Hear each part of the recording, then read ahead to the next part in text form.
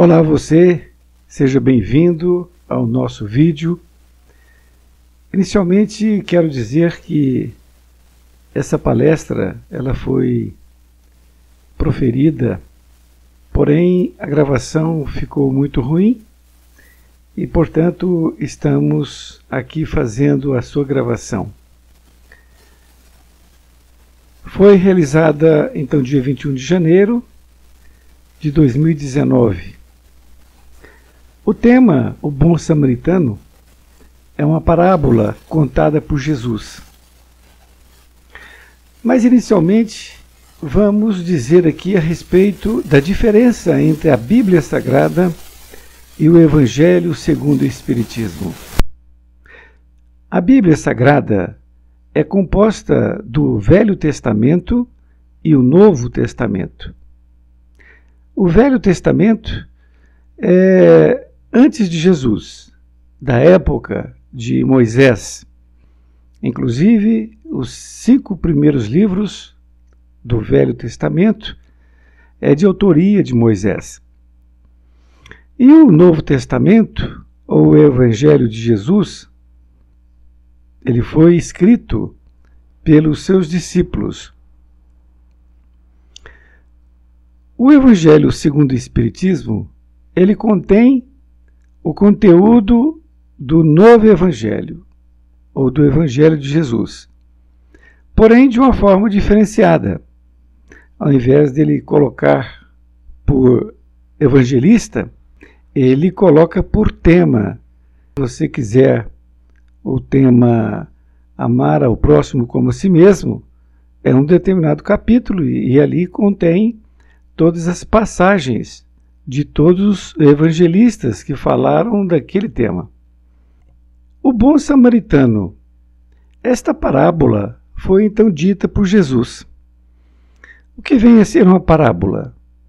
Parábola é uma pequena história que tem um ensinamento moral. Isto é muito importante nós sabermos para a gente entender o porquê que Jesus falava muitas vezes por parábola. E devido à facilidade das pessoas assimilarem este ensinamento. Até porque a maioria do povo hebreu na época, eles não sabiam nem ler nem escrever. E samaritano é aquele que vem de Samaria. Samaria era uma cidade e uma região da Palestina. E Jerusalém ficava, ou melhor, fica acima de Samaria, olhando no mapa. E havia naquela época uma certa divergência entre os dois povos, que na verdade eram um só povo. E Jesus teve a oportunidade de outras vezes falar também de Samaria. Foi quando ele passou lá com seus discípulos e tomou ali a água do poço de Jacó. Hoje, a palavra samaritano, para nós, ela significa homem bom. É devido a esta parábola ter tido uma projeção muito grande na sociedade. Quando a gente diz que uma equipe de samaritanos vai visitar uma família, é porque são pessoas que estão querendo levar o amor e o carinho para aquela família. Então nós vamos falar do Bom Samaritano, no capítulo 10, versículo de 25 a 37. Neste primeiro versículo, 25, diz: E eis que se levantou um certo doutor da lei, tentando-o, e dizendo: Mestre, que farei para herdar a vida eterna? Possivelmente, não diz nas Escrituras, não é? Isso aqui é exatamente o que está escrito no Evangelho de Jesus. Não diz onde estava Jesus, mas como diz que levantou um doutor da lei, então possivelmente era numa sinagoga. Então esse doutor da lei levantou-se, tentando-o. Isto é, ele estava, na verdade, querendo tentar que Jesus caísse em contradição. E então ele fez essa pergunta para Jesus: Mestre, que farei para herdar a vida eterna? Herdar a vida eterna era uma preocupação da maioria dos judeus da época, porque herdar a vida eterna significa, depois da morte, viver em contato íntimo com Deus. Almejavam exatamente estar em contato íntimo com Deus depois da morte. Seria uma sublimação, não é? Estar realmente no paraíso. Para nós, que a maioria viemos da Igreja Católica, seria estar no céu. Só que nós espíritas hoje entendemos que não existe um lugar, céu, inferno. Existe, na verdade, uma mente que está voltada para o bem ou para o mal ou para o sofrimento. Nesta outra parte, após ele ter feito essa pergunta, Jesus, muito sabiamente, não caiu na sua armadilha. Porque qualquer palavra que Jesus falasse serviria de haver ali uma discussão. Então Jesus lhe disse: que está escrito na lei? Como lês? Olha que interessante. Então Jesus pergunta o que está escrito na lei. A lei que vigia na época era a lei mosaica, era o Velho Testamento. E lembrando bem que Moisés, ele escreveu nas tábuas de pedra os 10 mandamentos. Os judeus já conheciam ali a lei mosaica. Então ele pergunta como está escrito. Ele não pergunta como você entende. E ele ainda reforça: como lês? Então ele está perguntando na íntegra para aquele doutor da lei o que está escrito na íntegra na lei. Lembremos que é o livro Torá, o Pentateuco de Moisés, que é esta lei. Ele diz: e respondendo ele, ou seja, o doutor da lei, disse: amarás ao Senhor teu Deus de todo o teu coração, e de toda a tua alma, e de todas as tuas forças, e de todo o teu entendimento, e ao teu próximo como a ti mesmo. Ele falou palavra por palavra, até porque ele sabia ler, era um doutor da lei, e sabia de cor. Então é exatamente o que ele fez. Ele repetiu palavra por palavra. E Jesus disse-lhe: respondeste bem, faze isso e viverás. Ou seja, se você fizer isso, então você vai ter a vida eterna, a intimidade com Deus que você tanto almeja. Mas nesta outra parte, ele continua a parábola. Continua aqui a parte inicial da parábola. Ele, porém, querendo justificar-se a si mesmo, disse a Jesus: e quem é meu próximo? Veja bem, ele mesmo disse e ele agora está perguntando a Jesus quem é meu próximo. E respondendo, Jesus disse: agora que exatamente começa a parábola. Descia um homem de Jerusalém para Jericó e caiu nas mãos dos salteadores, os quais o despojaram e, espancando-o, se retiraram, deixando-o meio morto. Naquela época, as cidades se ligavam por uma estrada de terra, 2000 anos atrás. E outra coisa também, que as pessoas viajavam a pé, ou então a cavalo. Lembre-se bem de Jesus, quando ele saía com os seus discípulos, ele saía a pé, viajando ali. Então este homem que estava viajando, não se fala aqui como, mas não importa, ele caiu nas mãos dos salteadores, ou seja, dos ladrões. os quais o despojaram, ou seja, roubaram, e espancaram ainda a criatura. E depois se retiraram, deixando ele meio morto, todo machucado. Nesta outra parte, e dizendo, e ocasionalmente descia pelo mesmo caminho certo sacerdote, e vendo-o, passou de largo.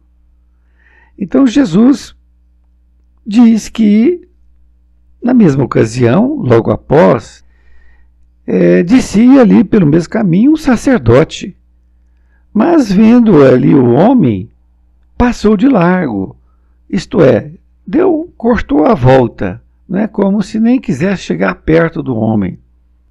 E no versículo 32 diz, e de igual modo também um levita, chegando àquele lugar e vendo-o, passou de largo, da mesma forma do que foi o sacerdote.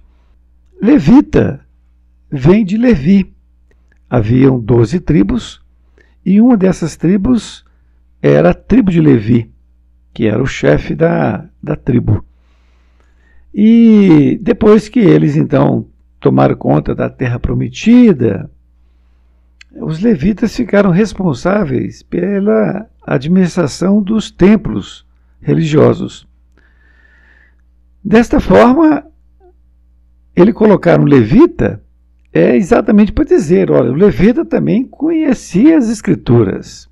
Então, o sacerdote, sem sombra de dúvida, conhecia as escrituras, e também o levita, e que era um religioso também. Nesta outra parte, no versículo 33, Jesus então diz, mas um samaritano que ia de viagem chegou ao pé dele e, vendo-o, moveu-se de íntima compaixão. Veja bem, Jesus não perdeu a oportunidade de falar de um samaritano, que aqui sentiu compaixão. Por isso que a parábola chama-se o bom samaritano.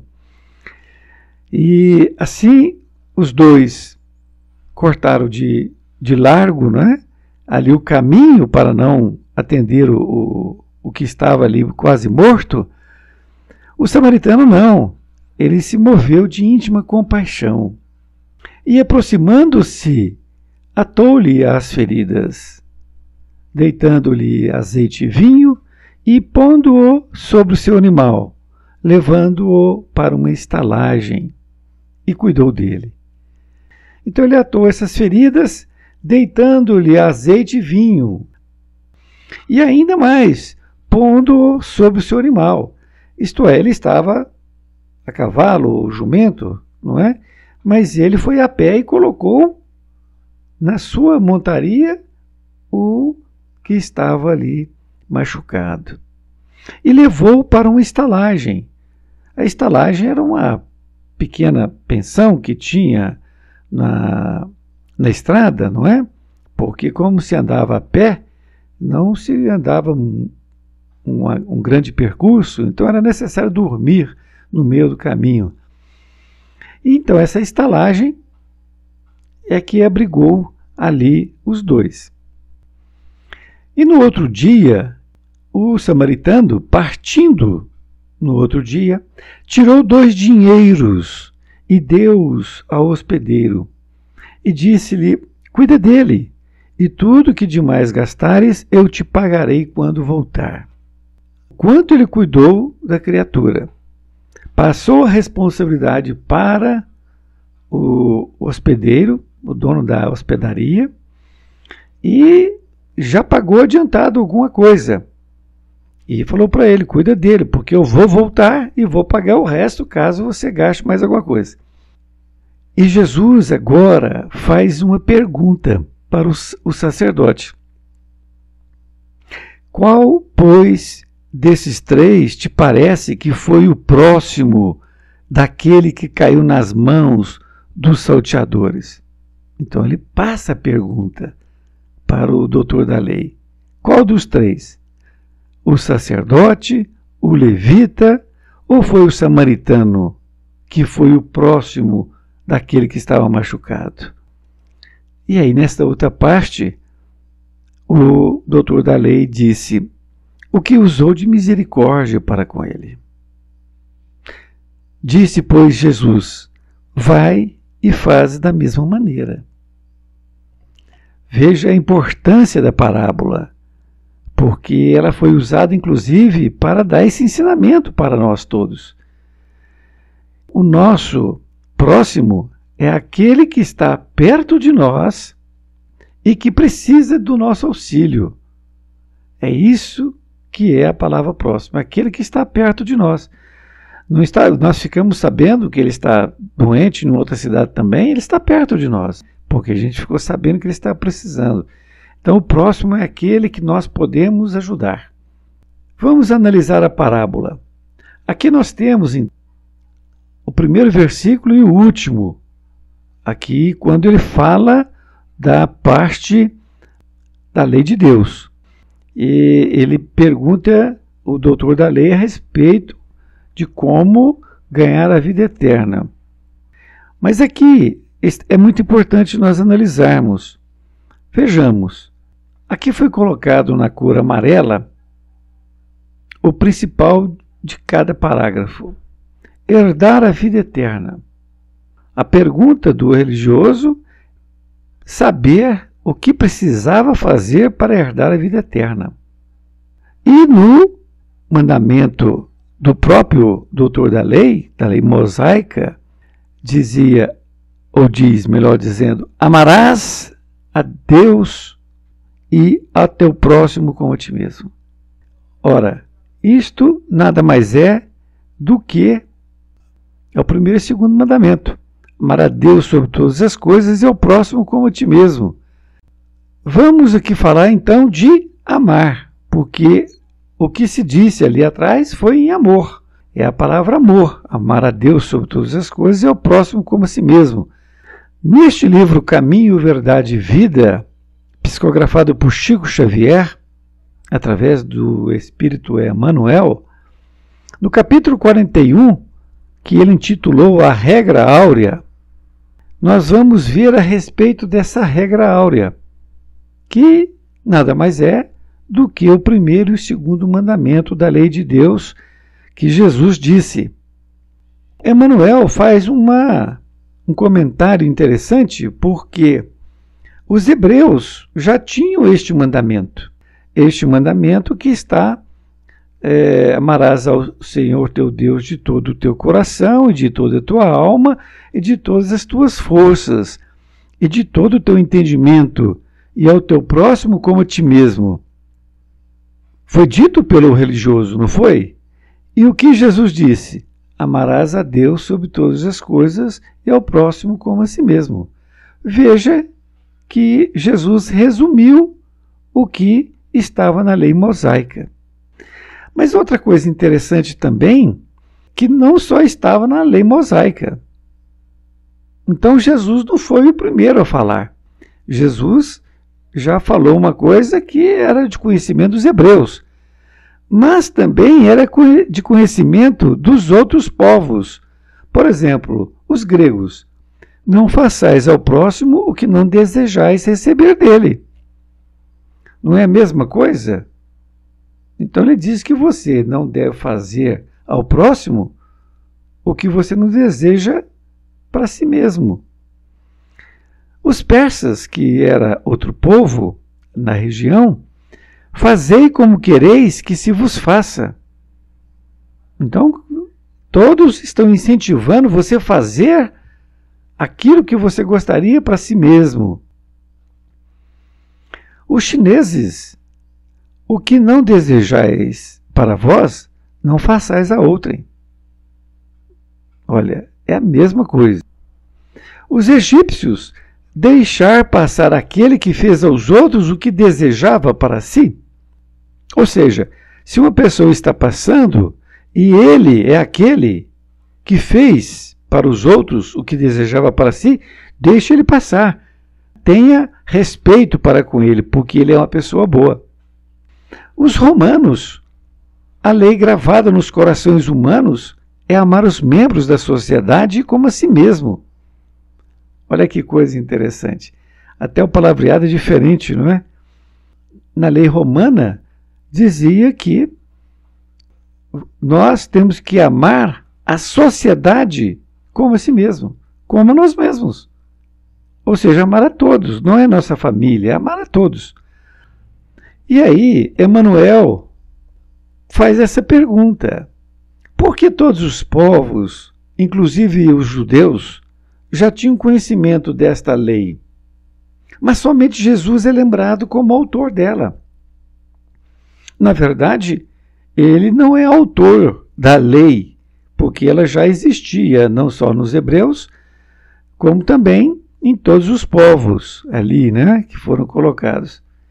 Mas como ele é lembrado como se fosse ele a falar, como se fosse o primeiro.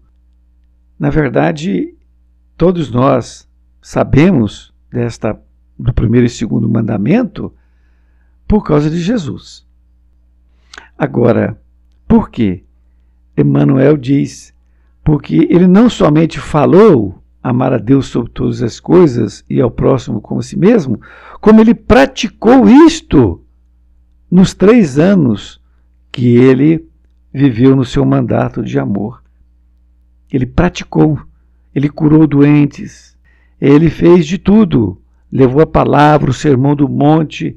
Então, ele abria a boca somente para ensinar.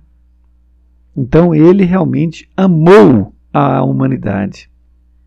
De amar a Deus sobre todas as coisas e ao próximo como a si mesmo, nós podemos aqui transformar nessa figura esses 2 mandamentos, não podemos?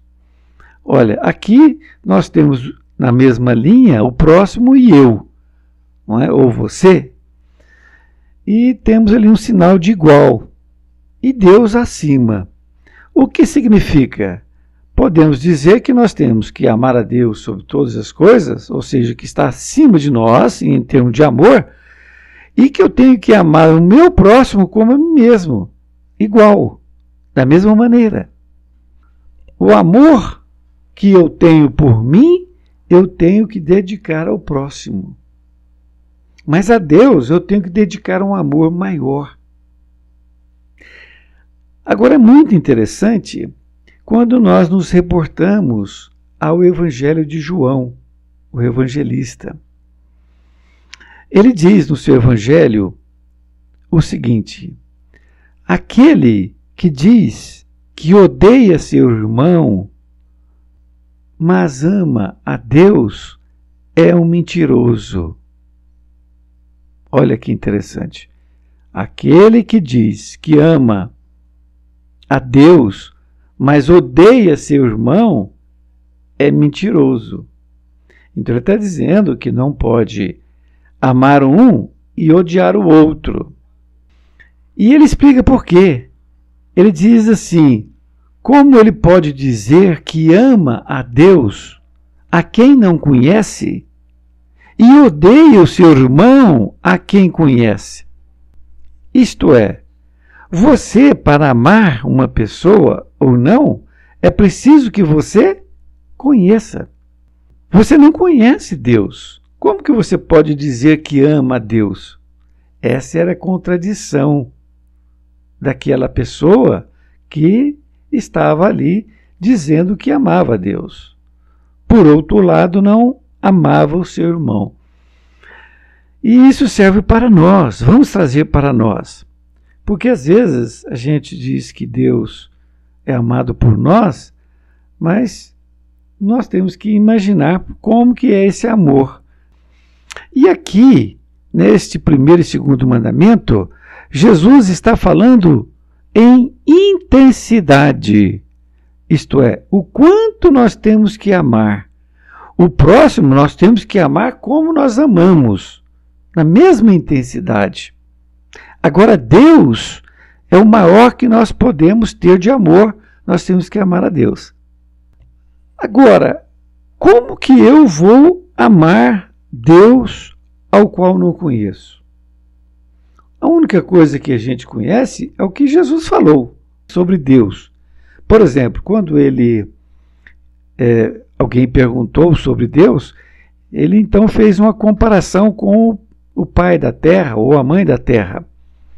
Ele disse: se você é um pai ou uma mãe, o seu filho está com fome, ele pede alguma coisa para comer, você é incapaz de dar uma pedra ou uma serpente. Mesmo que você é uma pessoa imperfeita, mas você é incapaz de fazer isso, porque nós somos imperfeitos ainda. Então Jesus fala isso, sabendo que vós sois imperfeitos, mas você não é capaz de dar uma pedra ou uma serpente para seu filho comer. E aí ele diz, quanto mais o seu Pai que estás nos céus. Ou seja, o que ele está querendo dizer é que Deus, muito mais amor que nós possamos imaginar. Então nós não temos como amar a Deus simplesmente somente por isto. É necessário que nós conheçamos um pouco mais de Deus. Eu posso conhecer meu próximo? Também é difícil, né? Porque o meu próximo são inúmeros. São inúmeras pessoas. Como que eu vou conhecê-la na intimidade? Também não vou conhecê-la. Mas tem uma criatura que eu posso conhecer. Eu mesmo. Como que eu posso conhecer a mim mesmo? Através dos meus pensamentos. Através das minhas palavras, através dos meus atos. Não é assim? Quando eu passo a refletir sobre o que eu estou pensando, sobre o que eu estou falando e sobre o que eu estou obrando, aí eu começo a analisar tudo aquilo que eu estou fazendo. Se é bom ou se é ruim. Então eu começo a minha reforma íntima. Eu começo a fazer uma melhora interior. Porque se eu começar um pensamento ruim, eu freio esse pensamento. Não, isso não pode. Eu tenho que frear esse pensamento. Eu tenho que criar um hábito positivo para que eu não caia nessa armadilha desses pensamentos negativos. Até porque, quando eu tenho um pensamento negativo, criaturas desencarnadas vão se achegar até a mim. Criaturas que estão desencarnadas nem sabem que estão desencarnadas, mas estão com ódio, estão com outro tipo de tristezas, não é? Então se achega até a mim. Então o meu nível vibracional, ele vai estar atraindo essas criaturas. Da mesma forma, se eu tiver com um nível vibracional bom, eu vou atrair boas criaturas, espíritos melhores. Eu começo então pelo pensamento. Se eu falar alguma coisa para uma pessoa, que eu possa depois telefonar ou procurá-la pessoalmente e pedir desculpas por aquilo. Pedir desculpas de uma forma bem honesta. Não é para ficar bem com a pessoa, não é isto. É para ficar bem com você mesmo, porque você admite que errou. Tem pessoas que pedem desculpa para o outro para ficar bem. Eu tenho que ficar bem com aquela pessoa, eu preciso dela, ou coisa parecida. Não é nada disto. É para que você possa realmente entender que você errou. Isso chama-se humildade. Quando nós aceitamos que erramos e pedimos desculpas. Uma coisa interessante entre o pensamento e a palavra, que Miramês, ele diz o seguinte: tudo o que pensares, um dia hás de falar. Então tem pessoas que entram em discussão com outra, por exemplo, e aí chega num nível muito alto de desequilíbrio, e a pessoa fala coisas absurdas, vamos chamar assim. Depois, ela se arrepende daquilo e volta e pede desculpas para outra. E muitas vezes ela fala assim: eu falei sem pensar. Miramês fala que não tem isso não. Porque você pensou muito antes, muitos dias atrás aqui, você manipulou aquele pensamento. Só que aquilo ficou guardado no seu subconsciente. Aquele momento de ira que você está, ou estava, melhor dizendo, veio do subconsciente aquela coisa, aquela mazela, aquele pensamento ruim que você guardou, e você joga aquilo como lixo, não é, para fora. Nós temos que adestrar, educar os nossos pensamentos, seja qual palavra você queira colocar. Nós temos que vigiar, por isso que Jesus disse, orar você ora 2 vezes por dia, ao acordar e ao deitar. Agora, vigiar os pensamentos nossos é o dia inteiro, para você não pensar coisas que não prestam. E desta forma, quando você começa com pensamentos bons, com palavras boas, você naturalmente vai ter obras boas, você vai fazer alguma coisa boa também. É uma sequência, o pensamento, a palavra e a obra. Você conseguindo fazer alguma coisa de bom nesta reforma íntima que você vai entrar em empreitada, você começa a conseguir um auto-amor. Um auto-amor, ou seja, um amor por si mesmo, a ter essa satisfação de estar fazendo a coisa certa.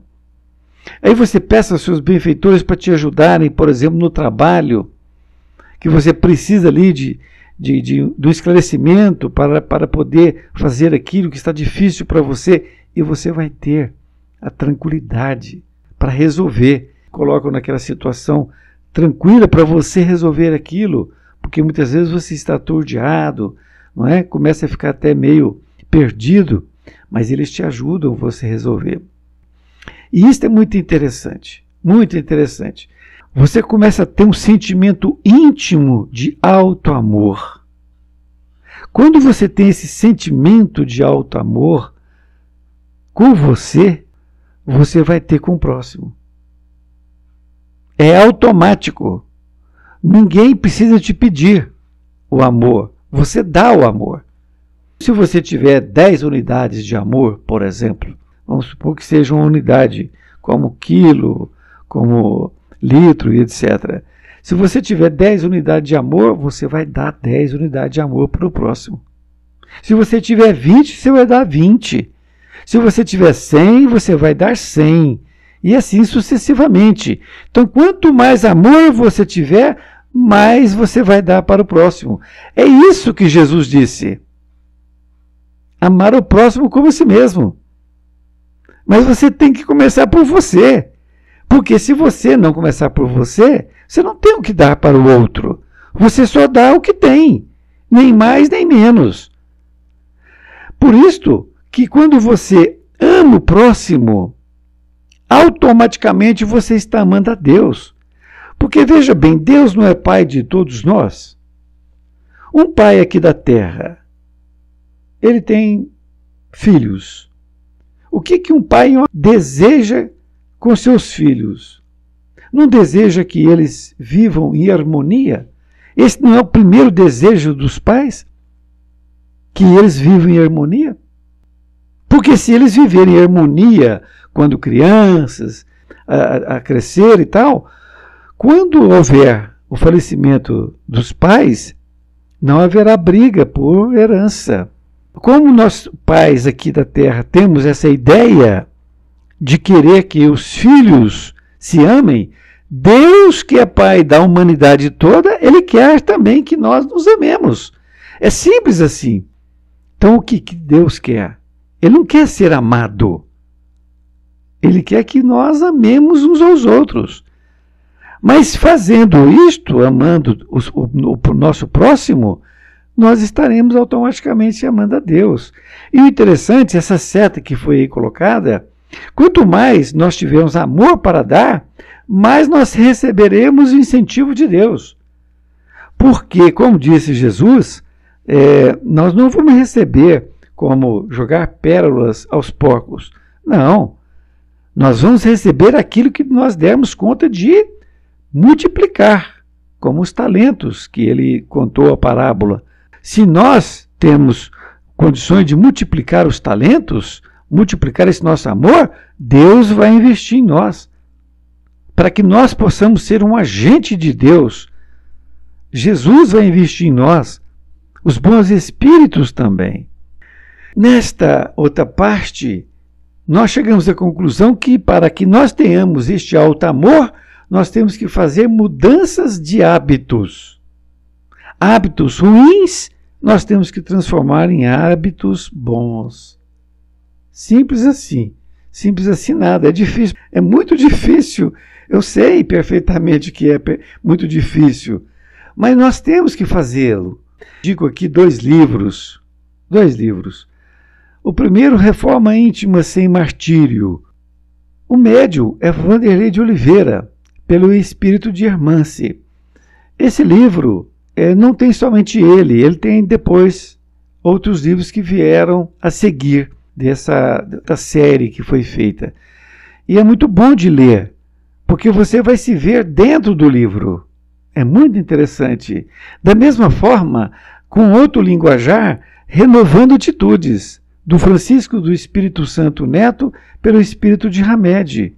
Você também vai se ver dentro do livro. Lembrando aqui uma coisa importante.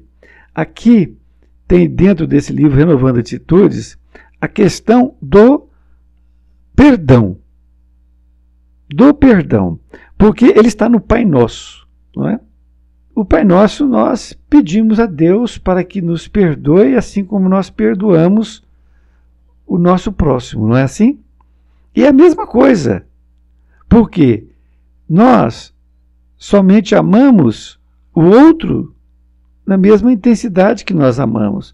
E nós só perdoamos o outro na mesma medida que nós vamos nos perdoar. Então, quando no Evangelho de Jesus disse lá, perdoai os nossos pecados assim como nós perdoamos a quem nos tem ofendido. Nós estamos pedindo a Deus para nos perdoar, mas Ele não vai nos perdoar.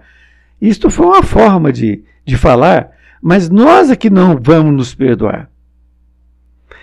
Se eu não der o perdão para mim mesmo, eu não vou dar o perdão para ninguém.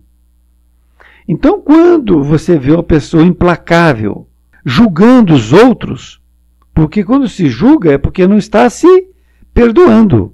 A pessoa errou, aí vai implacavelmente e coloca o dedo, fala, você errou, você fez isso.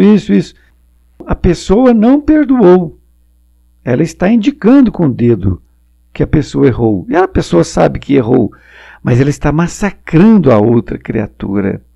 Olha, Hamed diz que na mesma medida que você medir você, você vai medir os outros.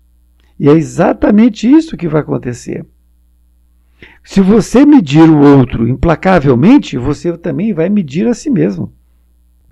E quando você vai se amar? Nunca. Está vendo que a gente cria uma coisa ruim para nós mesmos? Olha o quanto nós somos, vamos dizer assim, infantis. Para não chamar de bobos, né? Infantis. Criaturas espirituais infantis. Porque nós estamos criando um problema para nós mesmos. Quando nós falamos, colocando o dedo em riste para a pessoa, você errou, eu não te perdoo, coisa assim, tal, etc., você também vai não te perdoar. É como se diz, quando você põe um dedo para frente, tem 3 te acusando para trás. Você vai ser acusado por si mesmo. Nesta outra parte, na mudança de hábitos, nós temos que mudar nossos hábitos na família, no trabalho, com os amigos, com os desconhecidos, com os necessitados. E temos que começar em família. Se você não se der bem com a sua família, você está fazendo de conta que está se dando bem com os outros. Fazendo de conta. Tá certo? Porque na sua casa você tira as máscaras. No trabalho você cria uma máscara de bonzinho, com os amigos também, com os desconhecidos, com os necessitados. Agora, na família não tem como você enganar as pessoas. Temos que criar uma educação e respeito com nossos familiares. Nós temos que dar bom dia. Se a pessoa lá não dá bom dia, não tem problema. Mas você continua dando bom dia para ela. Se a pessoa xingar você, você não revida. Depois você conversa com ela. Chama ela para conversar. É isso que nós temos que fazer. Nós não temos que criar um ambiente doméstico tumultuado. É ali que nós temos o primeiro jardim de infância para nos melhorarmos. Ali é o começo de tudo. Faça a sua parte e deixe eles fazer a deles, mas seja você o exemplo. Somente assim você será uma melhor pessoa também no trabalho, com os amigos e demais departamentos. A valorização da vida é muito interessante, porque Deus te criou por ignorante. Só que Ele colocou uma centelha divina em você, para que você fosse evoluir. Foi isso que Ele bateu lá, colocou um carimbo em você com essa luz e falou: vai em frente, meu filho, agora você vai evoluir, vai expandir essa luz. Ou como diz Jesus, faça-se luz. E para fazer-se em luz, o que nós precisamos? Melhorar paulatinamente. Não é da noite por dia, mas nós temos que começar agora e fazer um novo final, como nos ensinou o Chico Xavier. Para trás nós esquecemos tudo. Pronto, agora vamos começar para fazer um novo final. Vamos dar um passo, 2 passos. Nós temos que começar a fazer essa mudança de hábitos. Porque se não começar, não adianta nada. Como diz um ditado chinês, tudo começa com o primeiro passo. Então vamos dar o primeiro passo valorizando a nossa vida. Nós somos filhos de Deus. Somos todos irmãos em humanidade porque todos somos filhos do mesmo Pai. Vamos pensar nisso e criemos a nossa autoestima baseado nisto. Porque isto é o suficiente para que nós tenhamos uma autoestima para seguir em frente, mesmo com todas as adversidades que a vida nos propõe. Comparar com o outro, eu não merecia, é um castigo? Ora veja, isto nos foi colocado no passado, que Deus castigava. Na verdade, Deus não castiga, Deus é por amor. Agora, as leis divinas nos reajusta. Aquilo que nós fazemos de mal, teremos que consertar um dia. Seja nessa vida, seja na vida futura. Tem pessoas que estão sofrendo e falam, mas eu não mereço isso. Ela diz que não merece, mas ela não tem ideia do que ela fez nessa vida ou na vida passada. E por isso que ela disse que não merecia. E Deus não dá nada para nós se não for para o nosso bem. Aquilo que parece ruim, na verdade é bom. É porque nossa visão é muito estreita ainda. É amargo essa coisa que vem para nós? Mas é bom. Remédio amargo é o que cura também, não é isso?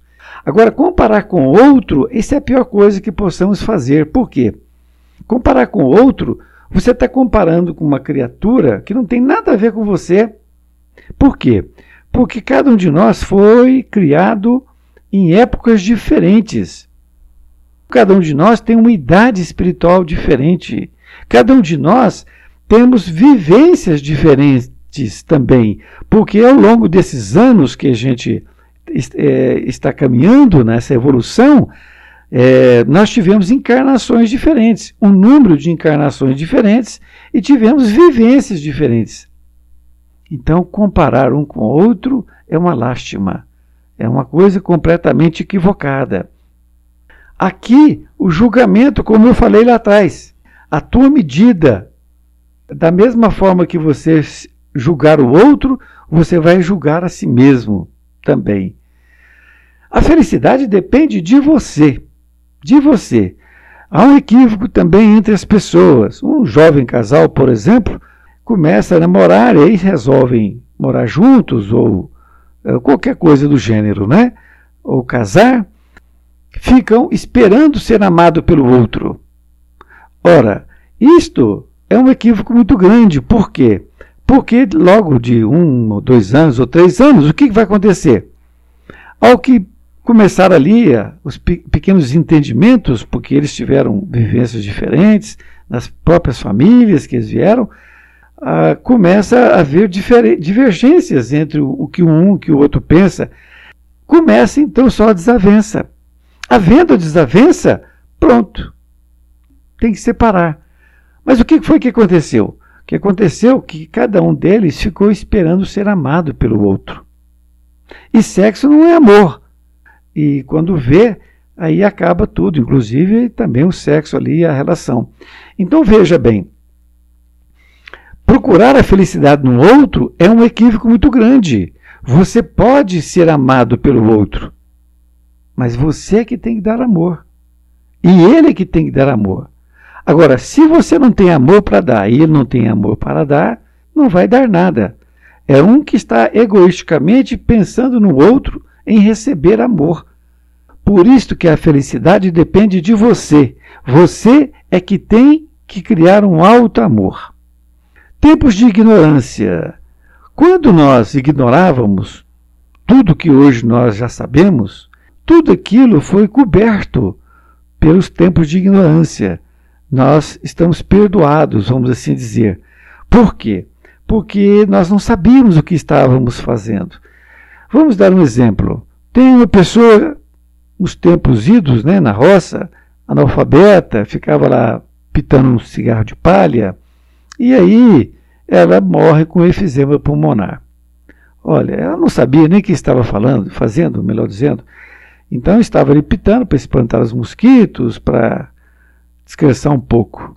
Agora, um homem aqui da cidade, que fuma e que sabe dos malefícios que o cigarro vai provocar no seu corpo físico, ele pode até não entender do espiritismo, que tem vidas sucessivas, mas ele sabe que aquilo está fazendo mal para o seu corpo.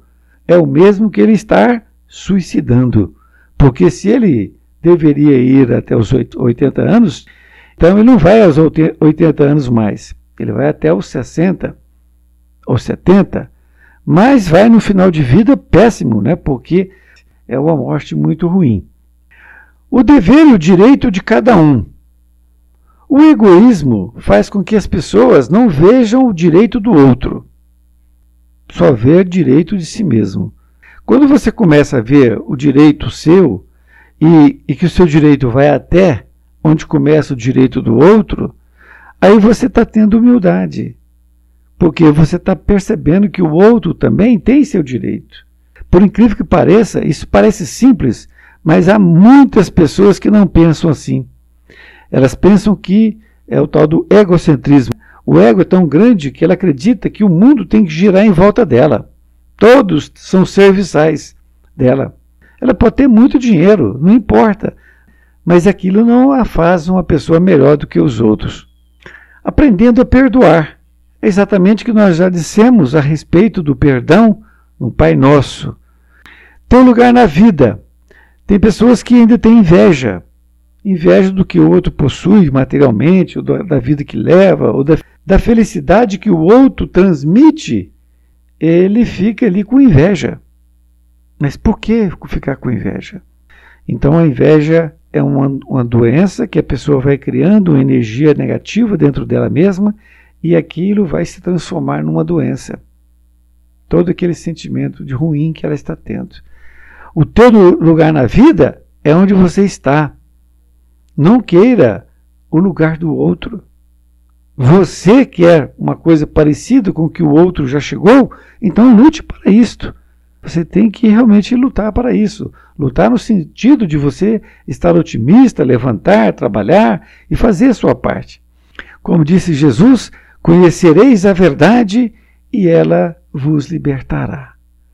A verdade é nós nos conhecermos intimamente e nos libertarmos destes nossos defeitos, transformando esses defeitos, de anos e anos, transformando em virtudes.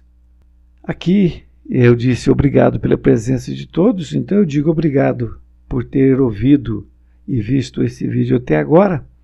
Um grande abraço e até mais ver, e fique com Deus.